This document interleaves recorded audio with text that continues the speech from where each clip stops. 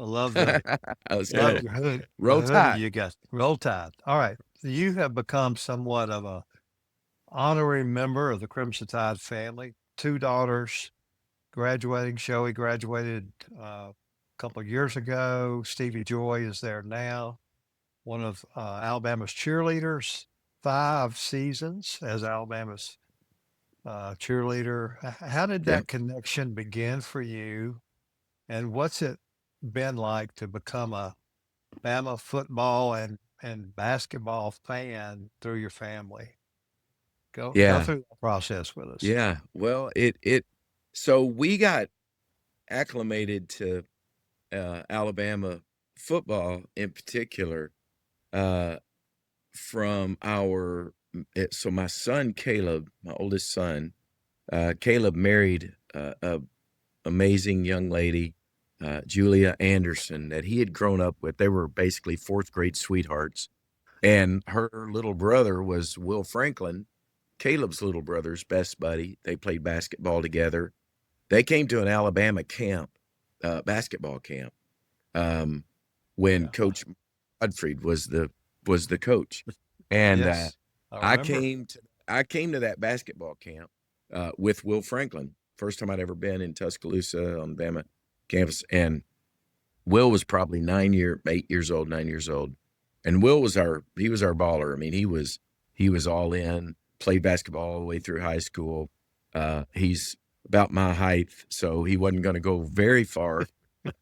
He he was really, really good, just scrappy. And from what I learned, it was a coach actually at that camp that said he's got a high basketball IQ. And I was like, okay, what's that? What's that mean?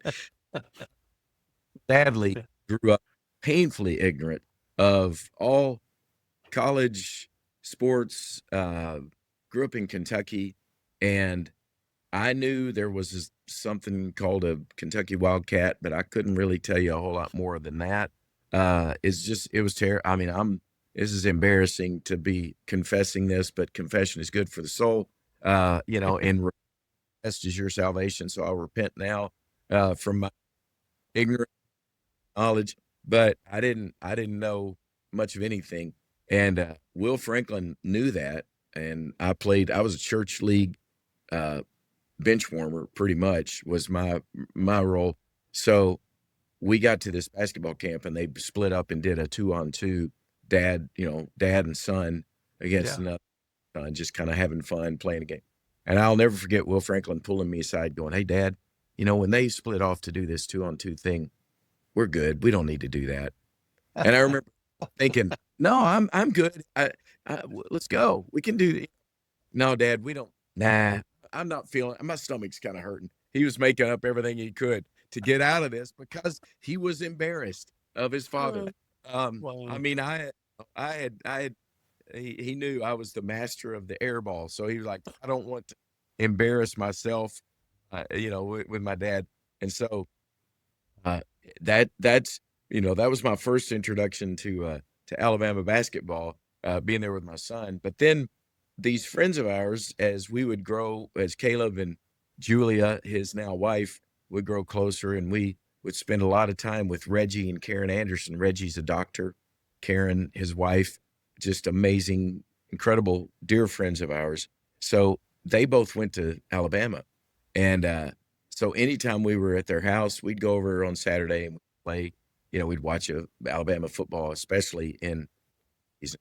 Now Mary Beth, and she may come in at any moment because she's like, "Alabama podcast without me," because she said you're going to embarrass all of us, and said I need to be there because she should. Um, and so they actually love to tell a story on me that I really should not tell on this podcast, but I think I've told it probably to you, Tommy. But that we played this game called Celebrity, where they put names of someone that people should know in. You write it on a paper and you put it in a little box, and then you pass it around, and people pull out a name, and you get clues, and you give clues about who this person is. He's president, Gettysburg Address, and oh, Abe Lincoln, and I pull out this name, Nick Saban, and I got nothing. I'm like, uh, uh, okay. And they have not let me live that down. Oh, This wow. was many years ago. This is a lifetime ago, right? Okay. So anyway, I got severely reprimanded and was quickly, we got to give you a crash course. This was still before we had any idea that any of our girls would be at Alabama. So I did get acclimated to, Alabama football through our friends and through my wife, who is still just like, how did I end up marrying this guy? It's so clueless. But when we were, Shoei was looking, our first of our, so we have 6 kids. You guys know this. We have 3 biological and 3 adopted daughters, and so three, a daughter and 2 sons, naturally born, and then my wife says, and then 3 supernatural daughters, and so when Shohana, our oldest of our 3 adopted daughters, was looking at colleges, she's very bright. She was looking at Ivy League. She was looking at, Dukes and Vanderbilt because it's here in Nashville. And she's like, I'm going to go to, a school like that. 'Cause she's 35 on the ACT. She's like just crushing academically. And a friend of ours at a board meeting of our organization, Show Hope, which Rick knows very well, Right. and an organization that really assists families in the adoption journey, and has just been a beautiful part of our lives now for 23 years. Started when we adopted Shoei, but when Shoei was looking at colleges, a friend of mine sitting at a board meeting for Show Hope had a daughter that was maybe a year ahead of Shoei, and she was being recruited to come to Alabama as a pole vaulter. She had very similar test scores and a very similar academic uh, kind of experience that Shoei did, and was looking at all the top kind of schools around the country. And she went and visited Alabama, and he was telling me, you got to take Shoei and visit Alabama's honors college and just meet some of these people. I think you will be very impressed. And I think Shoei will be impressed. And so we did. We came to Alabama. We met with, went to the college, met with, at the time, Dr. Sharp was the dean, College, and Jacqueline Morgan was the associate dean, and both just amazing, amazing people. And just one after another, everybody we met were just incredible people. Met this character, Tommy Ford. And this is a really great guy. And they're some amazing people. And so God just started kind of directing her path, and she left her visit with Alabama and said, I really think this might be where I'm supposed to be. So fast forward, Shoei gets there. She's a capstone woman. She's a university fellow, is in the university fellows program. She's in the honors college. She's just crushing it. And Stevie Joy, a few years behind her, is knows she wants to go to a top level cheer program. She had looked at Alabama, kind of had her heart set on University of Kentucky, because they had at the time, kind of the top tier cheer program. Every year they were either first or second winning nationals. Right. And I think that's where I want to go. They had a big shakeup that happened her junior year of high school. And she, from that, really switched her focus to Alabama. And with her coaches there, said, you come here and we'll get that national championship. And guess what? Last year, 2024 or 2025, they did it. They did it earlier this year. I guess it was January. So it's almost, they're coming up on their neck. It'll be her last one this coming January, her last nationals. But they won the national championship in the co-ed cheer. And so it's been an amazing, just, you really, I can't say enough about just how God directed, our steps to be there for these now. Gosh, Stevie's in her 5th year, and Shoei was there for 4 years, got 2 degrees, 2 undergrads, and got a master's in social work. And so I guess we've been there, 7 or 8 years, and it's been amazing. Yeah. Well, it has been fun, and just seeing you and Mary Beth and the enthusiasm y'all have for uh, for Alabama athletics. But how does being a Bama dad Mm. and a Bama mom that Mary Beth is compare to the kind of nerves that you feel before a big concert? Like when you go to a game, I've Yeah, seen you cheer. I've seen Mary Beth yeah. cheer. I I mean, I've told Mary y'all, Beth that I do not know why in the world I get so uh worked up. I get so mad. I'm like, who is this guy? What is wrong? It is a game. I know it matters. I know it's important, but does it really matter as much as I'm feeling right now inside? Because I am feeling just like, and it's just it's such an amazing uh phenomenon, I guess, what athletics and college athletics sitting in Bryant Denny Stadium, and obviously having your daughter down there on the field cheering and being a part of it.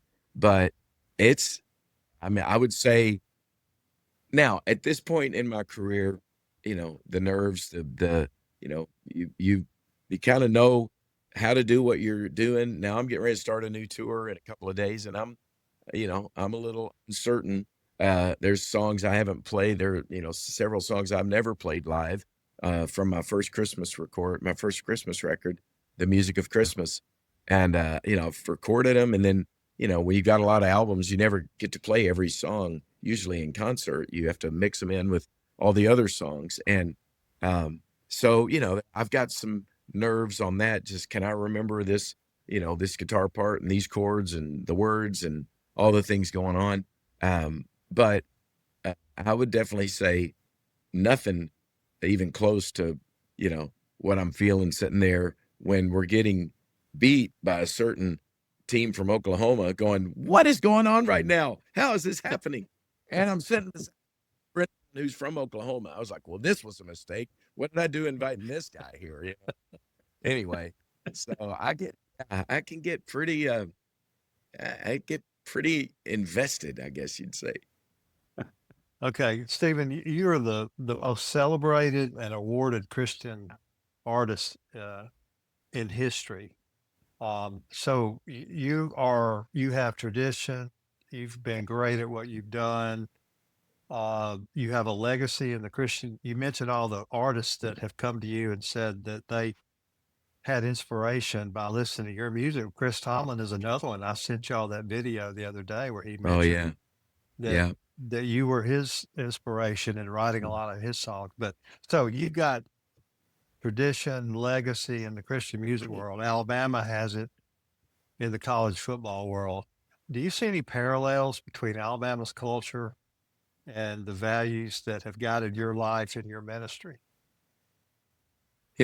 I guess just obviously working, diligently working hard.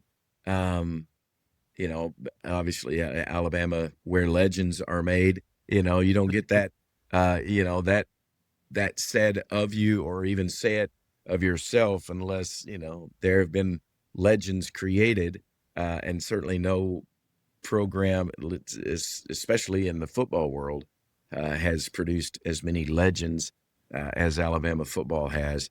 Um, it's it's different in the sense that, uh, again, it's not being trying to be all shucks or falsely humble. I am completely amazed at all of the opportunities I've had, all of the blessings and the ways that I have had success in the the field of music and Christian music. There's nobody more surprised. Nobody. There's not ever a point where I think, yeah, I worked really hard and I earned this or deserved this. There are people who work just as hard, and I would say very, very honestly and convinced that they have way more talent. But some of that is just God's favor, God's, just how it how it happens, the timing and being at a certain place and at a certain time, and only God knows, why you get those opportunities, and it connects with people at a time, in, I mean, I watch American Idol, Mary Beth, and I watch that, and I think I would have never made it past the first. I mean, I never got that show, there's no way. And then I look at the list of people who went on to have really successful careers that tried out and never got past the first cut. So, well, okay, yeah, I guess I wouldn't be the only one. So there are a lot of intangibles, a lot of just things. And again, I put it under, the kind of the umbrella of just God's favor and God just saying, guy that I'm going to trust this to. And but I guess, if there was anything that I could sort of draw a parallel, is that I know it's a program, my experience of it anyway, that just works really, really hard, and has, had a lot of very gifted people that have been able to elevate that program. And I feel like I am, I love this. Actually, I received an award a few years ago called the BMI Icon Award, which is the Broadcast Music Incorporated. It's a music entity that recognizes, through this award, certain individuals that have, excelled and had some great accomplishments. And I was the first guy kind of in the Christian music world to receive that award. And there's a list of, John Williams on the cinematic, side, Sting, a lot of artists that I was, certainly a fan of. And I got that award, and I wrote a song to receive that award. And the song was called "A Turtle on a Fence Post." And I said, because I had to say, that this great saying that says, if you ever see a turtle on a fence post, one thing is sure, that he didn't get there by himself. That's right. Someone put him there. And I feel like that's probably, the reality for sure of me, is that all of the success is, the cumulative effort of a lot of people who cheered me on, who encouraged me, spiritually and musically, across the board. And probably in that way, I'd say, the Alabama football program is certainly in a way, it's not on that fence post because of one person. There are people, but it's been a cumulative effect of a lot of great people, who've helped elevate it. Yeah, and I feel the same way, having worked at the university for almost 38 years. Yeah. That God's hand was on that, and I Yeah. could name 3 or 4 people in my life that enabled me to have the career that I did, and Yeah. meeting folks like Steven Curtis and Mary Beth Chapman, has been a highlight. But talking about Stevie Joy, your cheerleader, you and Mary Beth rarely miss a game unless you're on tour or you've got an obligation across the country. You're Yeah. there, and Yeah. right there in the South Field Suites, cheering on you, Stevie Joy. And are there any interesting travel stories to Tuscaloosa or to a memorable road game? I mean, did you almost miss a game because of delays or in the Boy, I've done a airport? lot. I've done a lot of, bus. There have been the last few years where I know my bus drivers have not been real happy with me, because I'm like, "Okay, we're here and we're going home to Nashville. Hey, would it be a problem if we went to Tuscaloosa on our way to Nashville?" And they're like, "Well, you're the one paying for the gas and paying the bill, so we can. I guess we can make that detour work."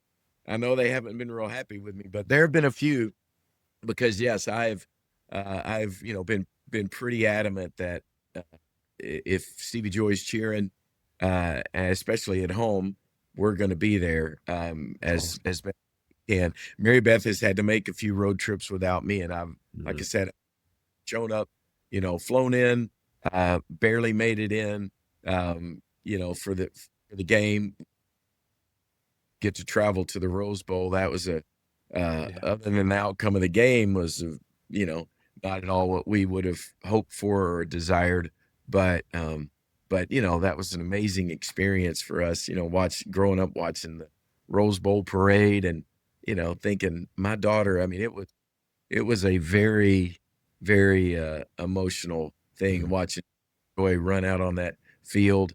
And, because here's a little girl that, was what we understand, from the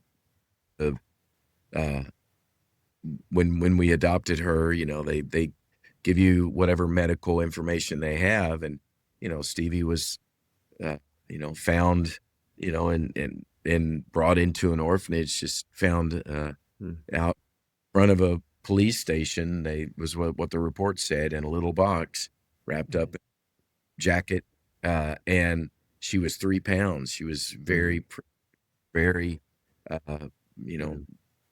and when we even adopted her, she was about 6 months old. And she was still, at 6 months, she was, I think, barely 8 or 9 pounds. She was still very, very tiny. And she's tiny now, but she is, put her up against any athlete in the Alabama program anyway, as good of an athlete as I think Alabama has, and conditioned and just strong and fierce and fearless. But, to think this little, barely alive little girl would, be running out on the field at the Rose Bowl, to cheer on the great Alabama football team. There have been some pretty taste and see the Lord is good moments for us, for sure. I remember calling Jennifer Thrasher, the cheerleader sponsor, and telling her of y'all's interest in Alabama and the fact that Stevie was thinking about going to Kentucky, and then the things happened up there. And well, Jennifer jumped all over that, and she was a big Steven Curtis Chapman fan too. Yeah. So that sure didn't hurt. Yeah. As was Dr. Bell. And he loved your music too. And I know for the first 2 or 3 years, y'all saw Dr. Bell and Susan every game you came to. They're such dear people. Very, very sweet, amazing people, and so involved. I mean, invested in the lives of our daughters for sure, but all this, what impressed me so much and has continued to impress Mary Beth and me about Alabama is just for such a very large school, it has just felt like a very close family. It's been amazing. One more question about Alabama football. You've pretty much seen every game for the last 5 seasons. What are a couple of your favorite Alabama wins, either at home or away? I saw you and Mary Beth, in Columbia a few weeks ago at the South Carolina game, and that was not a fun game to be at by any stretch. So, but tell me some of your favorite wins, home or away. The Georgia game last year, I remember that one because we were having a struggle.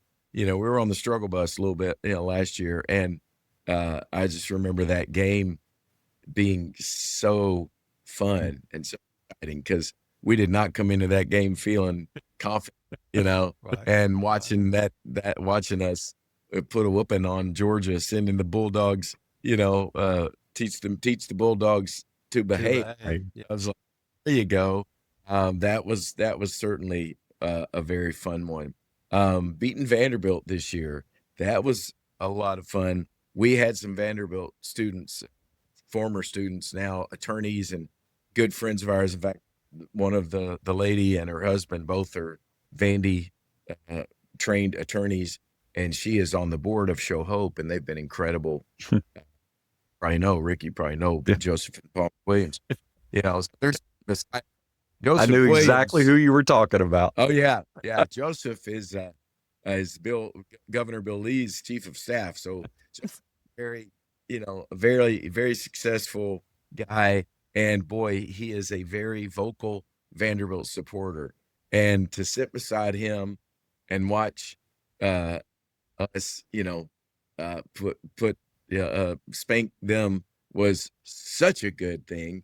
I probably enjoyed it more than I should have. I probably ought to confess, probably ought to have a little time, before the Lord on that one. But it was pretty sweet. I gotta say that was a good one.